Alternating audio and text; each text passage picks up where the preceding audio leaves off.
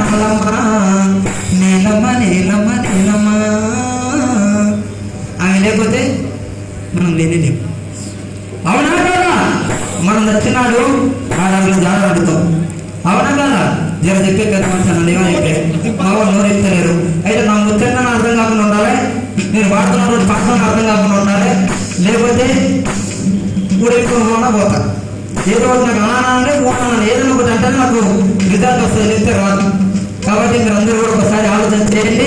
మరి వచ్చేప్పట్లో మన ప్రియతమ నాయకుడు మన ముందుకు వస్తున్నాడు. కాబట్టి మనకు ఉన్నటువంటి ఏవేవి రిజర్వేషన్లు ఉన్నాయి, ఏవేవి మన హక్కులు ఉన్నాయి, ఎందుకు మనం పాల్గొనాలి, ఎందుకు మనం సాధించాలి, ఎందుకు మనం వెనకబడుతున్నాం, ఎందుకు మనం సీక్రెట్గా ఉన్నాం, ఎందుకు మనం ఎన్నికలకు వస్తలేం అనేది కూడా ఒకసారి మీరు అందరూ కూడా గమనం పెట్టి ఆలోచన చేయాల్సిన అవసరం ఎంతైనా ఉందని చెప్పి మరొకసారి కోరుకుంటున్నాను. తర్వాత గురించి దేవుని శివుడు మనకు కొంచెం ఇష్టం కదా.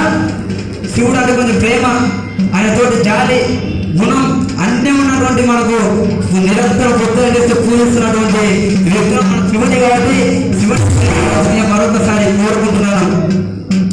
శివుడే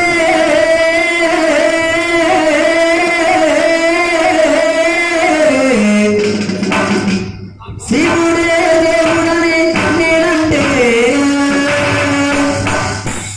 శివుడే దేవుడు కాదంటారా? ఓ శివయ్య